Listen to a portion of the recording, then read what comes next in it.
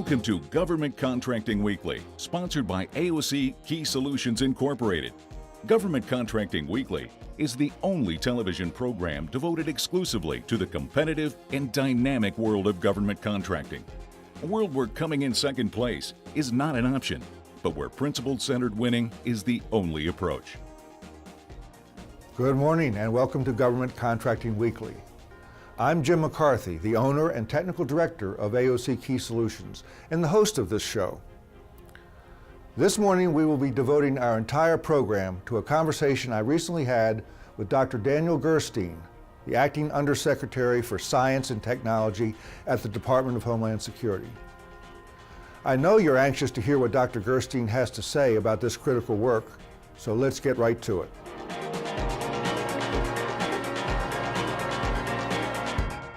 Welcome, Dr. Gerstein, Dan, to Government Contracting Weekly. We are really glad that you're here. We know you have some good things to say. You have a very important position in a very important agency. So to start out, why don't you tell our audience a little bit about your background and credentials? Well, Jim, first, thanks for having me. Well, I have a long history in security and defense. I graduated from the U.S. Military Academy at West Point and then joined the Army. I was in the Army for 26 years. Did the normal Army type things, and when I retired from the Army, I went to work at L3 Communications, where I was the Vice President for Homeland Security Services. And in that role, of course, we were working to assist the Department of Homeland Security, among others, in developing security solutions. And after a period of time, I was presented an opportunity to join the administration as a Principal Director for Countering Weapons of Mass Destruction in the Office of Secretary of Defense. And it was kind of a natural progression then to come into the Department of Homeland Security. And I've been in this role. I was the Deputy Undersecretary for Science and Technology within the Department of Homeland Security for about 2.5 years. And recently, my boss, Dr. Tara O'Toole, stepped down, and so I'm now in the acting undersecretary position. You feel that weight on your shoulders, do you? Is that how it works? It's a great job, and it's a great organization. Okay. Well, this show is about government contracting, so some say that DHS is different than other agencies in the way it conducts its acquisitions and procurements and so on. Is that a true statement, and what's your reaction to that? Well, I would say that just like any organization within the government, we follow the federal acquisition rules. But in terms of the culture of the Department of Homeland Security and our customer base, I would have to agree with that statement. We work very closely, of course, with the department proper and the components, which includes, for example, FEMA. It includes the Secret Service. It includes Customs and Border Protection. We also work on behalf of the first responders, the local and state first responders that are right out there on the daily basis doing their missions. And so that gives us a very interesting set of both challenges and opportunities. There are a lot of opportunities to sell to these organizations and to these entities, but on the other hand, it's a decentralized procurement system. Unlike, for example, the Department of Defense, where it's very clear who your customer is, and you know at the end of the day, whatever is procured will be procured for every soldier or airman or seaman. Here, with the first responders, for example, we know that budgets are tight, and so you have to be willing to wait much longer period of time in order to have a major acquisition in the Homeland Security sphere. Yes. Okay. Well, you know, one of the things that occurred to me also is that DHS was sort of built from the ground up. I mean, it wasn't like, I mean, there were some components, obviously, that had been around, but it's a new organization, a new agency, and it had a lot of work to do to get started, didn't it? Yeah. Well, it did. In fact, we're a little over a decade old now, and in fact, you can see that we've continued to mature over this decade, and I'd say that, for example, the Science and Technology Directorate has really matured its enterprise. Yeah. We're doing things today that even a couple of years ago we were not trying to do. Okay, so along those lines, let me ask you this question. What keeps you up at night? What is it that you think about and worry about in your position at Science and Technology? Well, I think it's the two-sided nature of science and technology that's very interesting. The fact that both sides get to innovate. The bad guy gets to innovate and think of new ways to attack and threaten our security, we also are able to use technologies in some very sophisticated ways. Just thinking about a couple of areas, for example, in biodefense. The field of biotechnology has enhanced itself so much over the course of the last decade, and we're seeing that the field has really become very much industrialized. It's no longer a science or an art, but truly even things such as growing pathogens is a capability that becomes readily available for someone with some basic skills. Likewise, in cyber, we face a very uncertain adversary. Everything from the hacker all the way up to state-sponsored. And so what I worry about is that we're seeing really technology proliferating, and it's of great concern, even to the point of having state-like capabilities in the hands of individuals and small groups. Okay, I see. Thank you. Well, we're going to step away now for a commercial break, and when we come back, I'd like to talk to you and ask you some questions about the role of science and technology at DHS and in acquisitions in general. So we'll pause right now.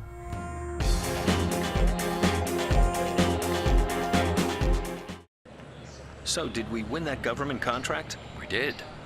And? And now we've got to deal with the regulatory hurdles. Well, good luck with that. When the government's your client, you need to play by their rules. Ah, and the rules change more than you think. Exactly.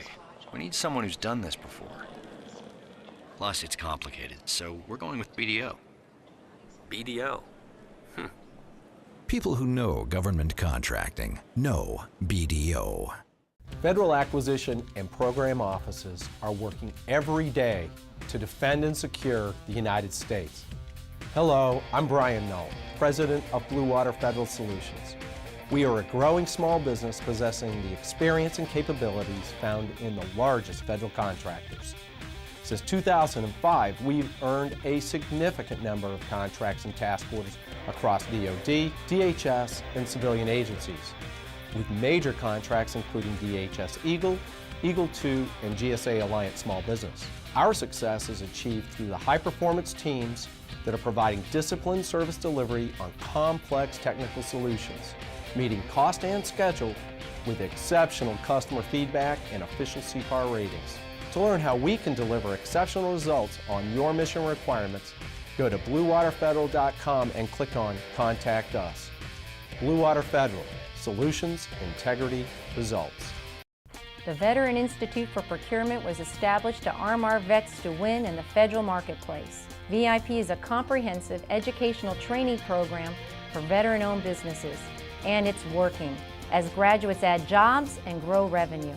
The program is funded entirely by the Montgomery County Chamber Community Foundation and is offered entirely at no cost to participants.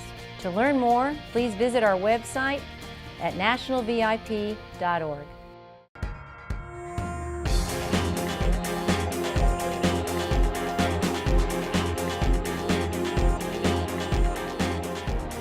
We're here with Dr. Dan Gerstein, who is the Acting Undersecretary for Science and Technology within the Department of Homeland Security.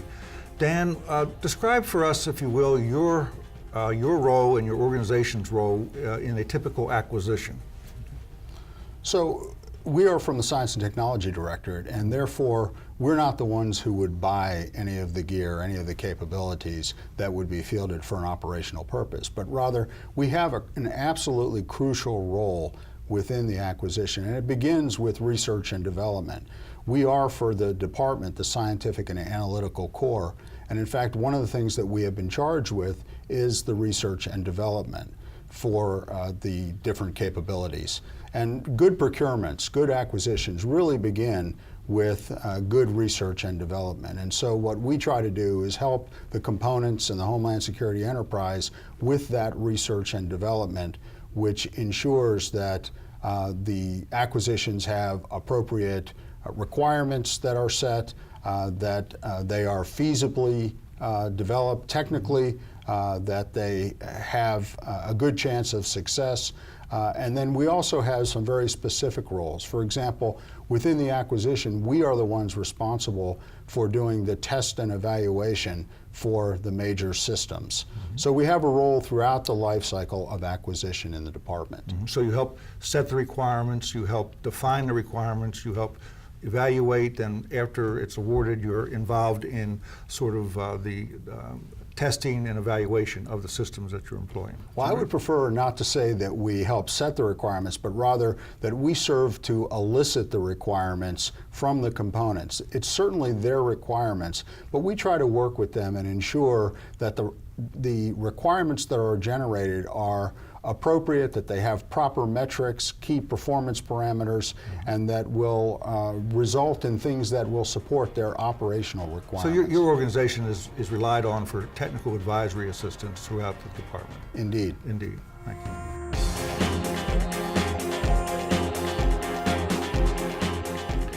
Dr. Gerstein, Dan, tell us a little bit about technology transfer in the area of cyber. Maybe give an example of what you've done or what you're doing, or just talk to us about that. Yeah, let me talk about a couple different activities which I think are very interesting. One which has already been completed and is in the process of being fielded. It's a technology that ensures that when you click on a URL, you actually go out to the website that you intend. It's called Domain Name System Security, or DNSSEC. And it's one that was fielded, or ongoing fielding, that cost, it was a multi-year, it was about $10 million overall of our research and development, but it's going to have an incredible impact on not just the DHS, but all of the cyber community. Most recently, we're doing another project which is called Transition to Practice. And what Transition to Practice attempts to do is to find technologies where there are requirements and link those requirements up with industry who can help us satisfy them. A couple examples, we have work that we'd like to get done in crypto, and also in cloud security. And so these are two areas in which we've had a number of demonstration days where partners, industry partners, can come in and demonstrate to the government these capabilities, and then they can become transitioned should a government partner find a good match. Well, great. Well, great. You mentioned partners. We're going to step away for another commercial right now, but when we come back, I would like to talk to you a little bit more about partnerships and your ideas for that, and for DHS, how it partners with industry. We'll be right back after this message.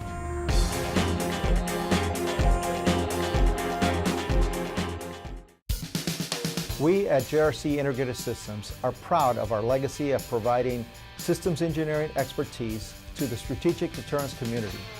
For more than 10 years, JRC has helped Navy Strategic Systems programs manage the Ohio and Ohio replacement programs. From defining requirements to developing verification plans, to building and implementing the program plans to bring a major weapon system to shore-based test environment, we at JRC have become trusted advisors to ACAT-1 programs. In addition to Navy SSP, JRC Integrated Systems has begun providing similar expertise to other related programs in the Missile Defense Agency and other weapon system programs.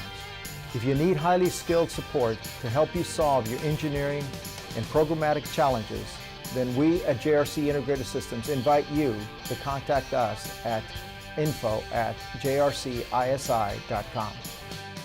At Key Solutions, we've been working for 30 years to help government contractors win and retain $130 billion in government contracts. We understand that coming in second place is not an option, and that principal-centered winning is the only way forward. That's how we have worked with 87 of the top 100 government contractors and literally hundreds of small businesses. It takes a fresh set of eyes to honestly see the weaknesses and sometimes even the outright holes in a proposal. One of my proudest recollections was a time we were hired by a client that had lost their last 5 opportunities in a row. But with our help in analyzing and addressing their shortcomings, I'm happy to say that they then won their next 7 bids. I'm Jim McCarthy, the owner of Key Solutions, and we want to help you win or retain your next contract. Contact us at AOC Key Solutions and click on Win.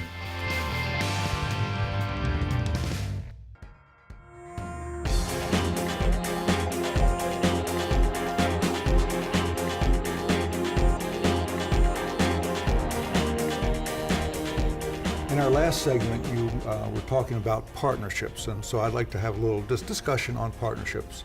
How does the Department of Homeland Security involve itself in partnerships, and are they real, and are they important, and do they matter? Can you talk about that? Well, let me talk about partnerships on a couple different levels. The first thing I would say is that partnerships are enormously important to what we do. In fiscally constrained environments, it means you have to develop partners with organizations from everything from industry to other government agencies to international partners to academia to even the public. And all these partnerships have a different role. So for example, with the interagency, we do a great deal of work with Health and Human Services, with the Department of Defense. We share technologies. We make sure that the research and development that we do will also have a benefit for other interagency partners. We also partner with academia. In fact, we've come to partner with them particularly for innovation. They're a great source of innovation. They do absolutely extraordinary work, and they do it at a reasonable cost. We also partner with laboratories around the country, internationally as well. So for example, Department of Energy labs. We work very closely with them. We find them to be a great source of innovation. If you need a complex, multidisciplinary problem solved, you go to a Department of Energy laboratory. In addition, industry turns out to be a great partner. Industries have things called internal research and development, sometimes called IRAD. And IRAD is a great source of real good research and development. And if you can help to guide industry and tell them what your interests are, then they can ensure that their IRAD is going toward areas that are of concern to the government. So it's a great partnership then for both industry and the government to get a better focus on what's going to come out of the pipeline. When you do your partnering, do you find yourself in either a push position or a pull position? In other words, is it the DHS that's reaching out to industry, or does industry tend to sort of flock to you with ideas and suggestions? Well, Jim, the answer to that is yes. In fact, we have a number of different, actually structural capabilities in which we try to pull from industry. So for example, we put out broad area announcements, or BAAs. We have a long range BAA, we have a normal BAA, and we have a special cyber BAA, where we tell industry about topics that we think are absolutely critical to the security mission. And we're hoping that industry will come forward and tell us what they can do in these areas. On the other hand, I try to speak at a lot of industry conferences. I go to speak to the consortium, I'll speak anywhere I can to an industry group, because what I want to be able to do is tell them about the department, share with them how to do acquisition and research and development activities, but also serve as a conduit. So on many occasions, I'll be asked for a business card, and I'll get a series of white papers, and I'll get those to the responsible part of my organization. Sort of unsolicited. Unsolicited. Okay. I'm happy to take those because I think it's really important that we show the public face of S&T, of the Department of Homeland Security, and let them know that we're very interested in what industry is providing. You know, I've long ago concluded that the government is not the exclusive holder on good ideas. And in fact, much of the heavy-duty research is resident within industry. And so it's really very helpful to us to accomplishing our missions to be able to go into industry and have these two-way dialogues.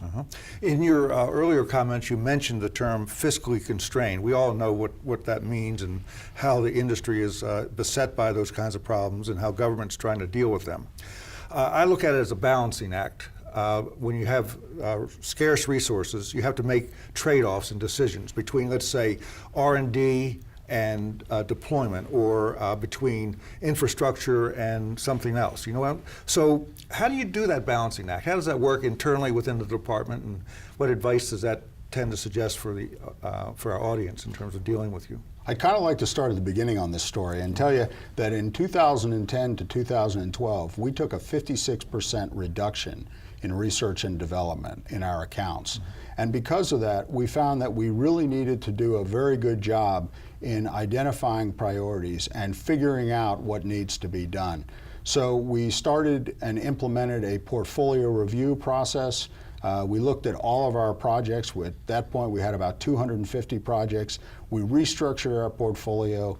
We took out the non-performing parts of the portfolio, some of the projects that didn't work, and we reoriented, and we got down to about 75 projects, and we made sure that those were the best projects, the one with the highest potential for helping the operational capabilities of the Department of Homeland Security. To meet its mission, to meet the threats. To meet mission. Yeah. And in fact, the other thing we did, which I think is really critical, is we ask ourselves, what value do we have to the organization? And we came up with what we called the value-added proposition. The fact that when we worked, we had to be operationally focused, we had to bring innovation, and we had to build those key partnerships. And the innovation that's brought has to be practical and deployable and useful, right? It's not just sort of ephemeral stuff that may or may not work. You're in the real trenches here trying to solve real problems, yes? Absolutely. Yes. We work diligently to try to bring forward solutions, and we work closely with the components. We meet on a very regular basis with the senior leadership of each of the components at all levels with the components to identify their requirements. We have a new process at Science and Technology Directorate that we've implemented called scarce, the Science and Technology Resource Allocation Strategy. And what it entails is going and talking with the components and identifying their high-level requirements, actually codifying them, gaining the signatures of the leaders of the two organizations, and then eventually putting resources toward those high-priority requirements that have been identified. Very well. You mentioned national laboratories. Just to pull that thread for just a second. They're great. They have an enormous track record dating back, no doubt, to the Manhattan Project. In today's fiscally constrained environment, though, can we afford them? We must afford them. They do things for us that others simply cannot do. I talked earlier in the segment about labs being good at complex multidisciplinary activities. And there are some areas which we're going to rely on the labs for. We're going to continue to rely on them. Let me give you an example of one where we're using all different partnerships. For example, we're using industry in our big data initiatives because industry's already done a lot of work in handling large data sets, and some of the technologies already exist. On the other hand, there are some very complex areas that we're going to the Department of Energy labs for because they're the ones who have the specific capabilities. Areas such as identity resolution, data visualization, where there's some very specialized capabilities that we're looking for. And so absolutely, they are critical to what we're doing. You have a fascinating job. I do indeed. You do, you really do. We're going to stop now and we'll break for a commercial, and when we come back we'll continue our dialogue with Dr. Gerstein.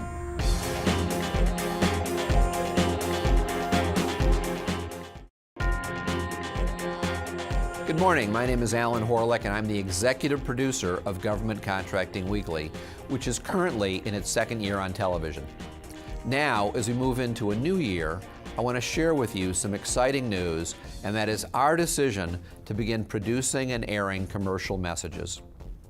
This unique program attracts a pure concentration of both industry and government decision makers. As an advertiser, you can't afford to waste your money.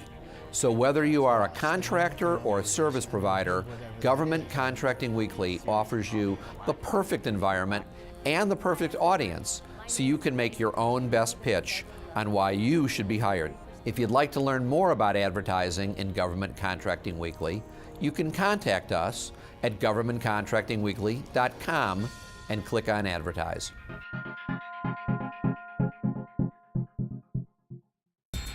In this hyper-competitive marketplace, as a federal government contractor, now more than ever, you need to identify, track, forecast, and analyze opportunities that will help you grow your company by better positioning yourself to win contracts. I'm Jamie Bratton, the founder of Easy GovOps, and that's our mission. Utilizing the most intuitive market intelligence platform, Easy GovOps, enables contractors of all sizes to manage their pipeline, collaborate, and team like never before. Experience for yourself the power available to you and your team with a 5-day free trial period with no commitment necessary to begin. Simply visit easygovops.com to start your free trial today. Join the hundreds of other federal government contractors who are enjoying the ultimate competitive advantage of our unequaled market intelligence. Just spend one free week at easygovops.com and see for yourself.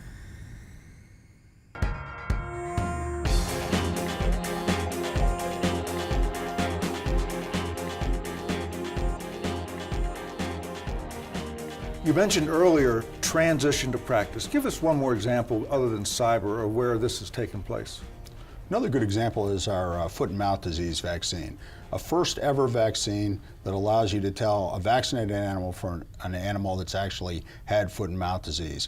Over the course of about 4 years, we developed a vaccine, we worked with commercial industry, and we transitioned it, and it's now available, sold by a pharmaceutical company. Okay.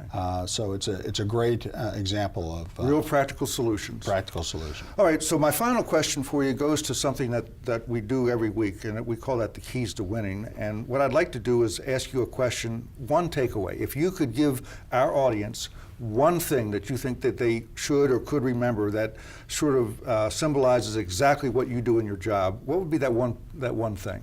What would be your one takeaway? So the biggest takeaway for us is that doing work with the Department of Homeland Security is different than doing work with other parts of the federal government.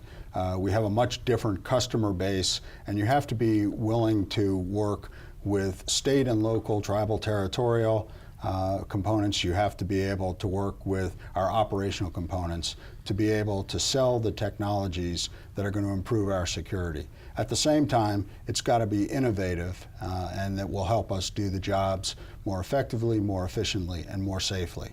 Yes, thank you. Your job, by the way, is fascinating.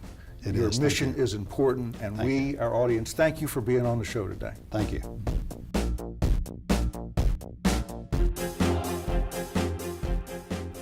It's clear that the security issues the United States faces are of the utmost concern. It's also clear that we will always need to count on breakthroughs in science and technology to stay one step ahead of the ever-evolving threats. My thanks go out to Dr. Daniel Gerstein, the Acting Undersecretary for Science and Technology at the Department of Homeland Security. And my thanks also go out to you, our viewers, for once again making Government Contracting Weekly a regular part of your learning regimen. On behalf of all of my colleagues at AOC Key Solutions, I'm Jim McCarthy, and I'll see you next week.